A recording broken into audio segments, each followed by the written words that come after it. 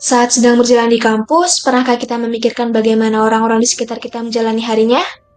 Apakah seorang mahasiswa yang kita lihat tadi memiliki mood bagus setelah bangun pagi? Atau malah sebaliknya? Kenyataannya, emosi dan suasana hati itu sangat berpengaruh terhadap perilaku, baik di kelas, saat ujian, maupun dalam organisasi. Hal ini menunjukkan bahwa pemahaman tentang emosi dan suasana hati tidak hanya penting bagi individu, tetapi juga bagi efektivitas organisasi. Karena itu, dalam video ini kita akan membahas tentang pengertian emosi dan suasana hati, hubungan dan sumber yang mempengaruhi, dampak emotional labor, effective event theory, dan emotional intelligence. Dilanjutkan dengan kepribadian, cara pengukurannya, konsep MBTI dan model 5 faktor, 3 sifat berisiko, pengaruh situasi terhadap perilaku, perbandingan nilai terminal dan instrumental, serta perbedaan antara person job fit dan person organization fit. Yang pertama, kita akan membahas tentang emosi dan suasana hati. Emosi dan suasana hati adalah bagian dari afeksi. Afeksi sendiri adalah istilah umum untuk menggambarkan berbagai macam perasaan yang dialami orang. Bedanya, emosi itu lebih intens dan muncul karena penyebab yang jelas. Emosi juga bisa dilihat dari ekspresi wajah seseorang. Beberapa penelitian mengatakan bahwa dalam diri manusia terdapat 6 emosi dasar, yaitu marah, sedih, bahagia, muak, terkejut, dan takut. Yang kedua, ada aspek-aspek emosi. Emosi sebenarnya berawal dari biologi, yaitu sistem limbik otak yang mengatur bagaimana kita merasa. Lalu, ada intensitas, seberapa kuat kita mengekspresikan emosi. Dan ada juga frekuensi serta durasi, yaitu seberapa sering emosi muncul dan berapa lama itu bertahan. Kemudian, hubungan antara rasionalitas dan emosi. Emosi ternyata punya peran penting dalam mendukung pengambilan keputusan. Karena keputusannya efektif, butuh keseimbangan antara berpikir logis dan merasakan. Terakhir, ada fungsi emosi, yang memotivasi kita untuk bertindak. Misalnya rasa takut yang membuat kita waspada, atau rasa senang yang mendorong kita lebih semangat. Yang ketiga ada sumber-sumber emosi dan suasana hati. Sebenarnya, dari mana sih emosi dan suasana hati itu berasal? Salah satunya tentu dari kepribadian. Ada orang yang memang dasarnya ekspresif, ada juga yang cenderung tenang. Selain itu, waktu dalam seminggu juga bisa mempengaruhi. Tidak heran kalau hari Senin sering terasa lebih berat dibanding hari Jumat. Lalu, faktor cuaca pun berperan. Hari yang cerah biasanya membuat kita lebih bersemangat, sementara hari hujan bisa membuat suasana hati lebih sendu. Tingkat stres juga bisa menentukan loh. Semakin tinggi stres, biasanya emosi negatif lebih mudah muncul. Tapi sebaliknya, aktivitas sosial dan olahraga bisa menjadi penyeimbang, karena interaksi positif dan gerak fisik mampu meningkatkan suasana hati.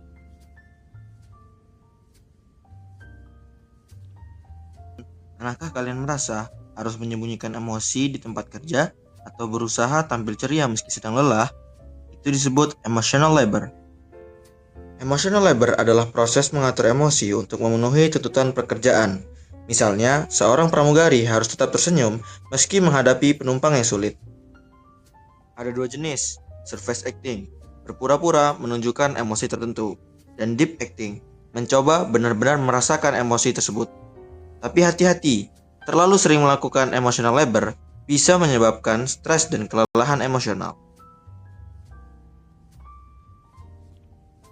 Lalu, apa itu Effective Events Theory atau AET? Teori ini menjelaskan bagaimana peristiwa di tempat kerja memengaruhi emosi kita, yang kemudian berdampak pada performa. Misalnya, pujian dari bos bisa membuat kita semangat, tapi kritik keras mungkin menurunkan motivasi. AET bilang, emosi ini dipicu oleh peristiwa kerja dan memengaruhi sikap serta produktivitas kita. Jadi, lingkungan kerja yang positif sangat penting untuk menjaga keseimbangan emosional.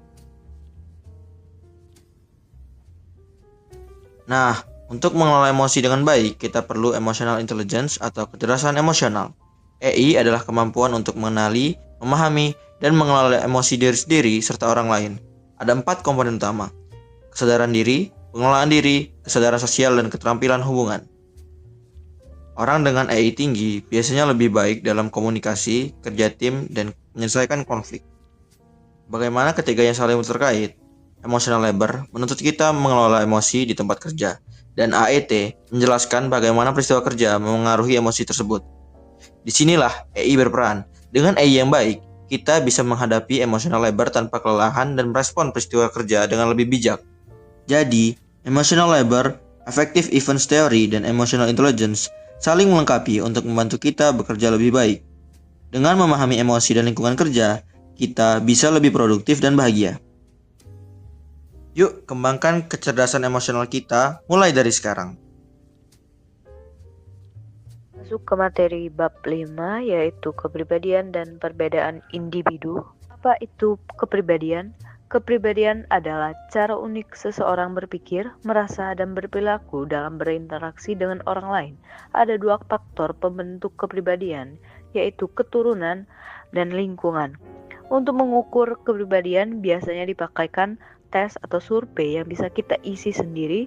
Hasilnya bisa mengasih kita gambaran lebih objektif tentang diri kita, bahkan sering dipakai buat lihat cocok nggak sih kita sama jenis pekerjaan tertentu.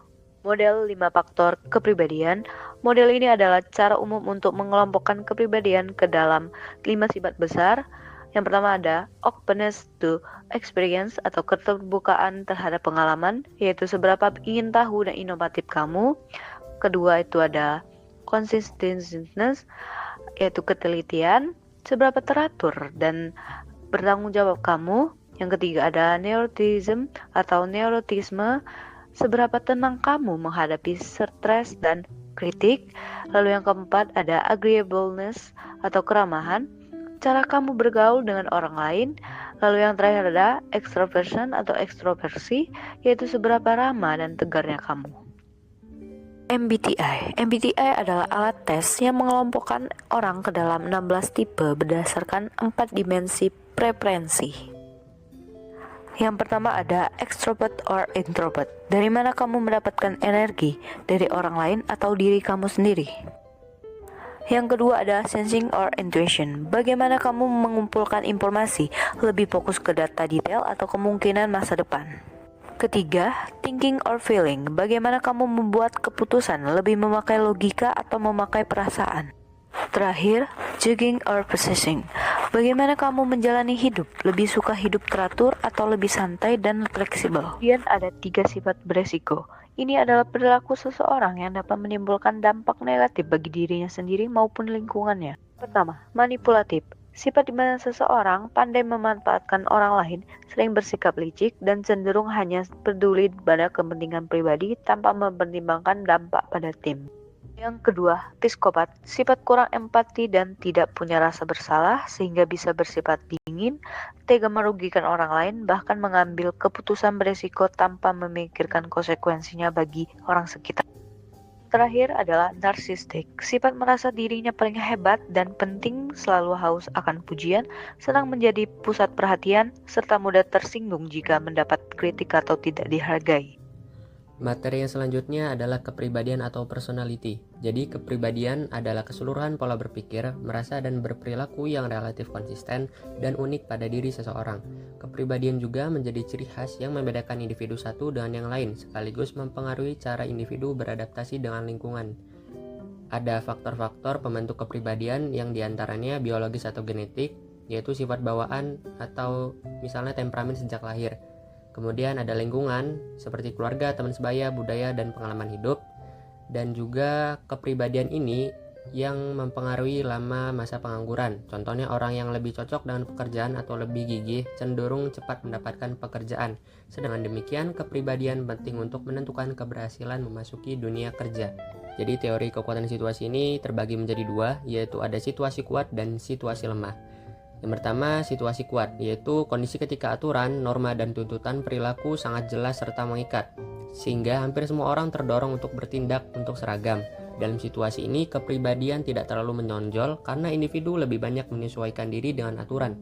Kemudian yang kedua ada situasi lemah, yaitu kondisi ketika aturan atau norma tidak begitu ketat, sehingga orang bebas bertindak sesuai kepribadiannya. Dalam kondisi ini, perbedaan antara individu akan lebih terlihat karena perilaku lebih dipengaruhi oleh sifat pribadi.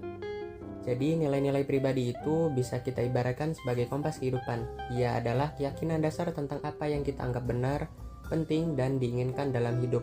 Nilai inilah yang membimbing kita dalam bersikap, bertindak, dan mengambil keputusan sehari-hari.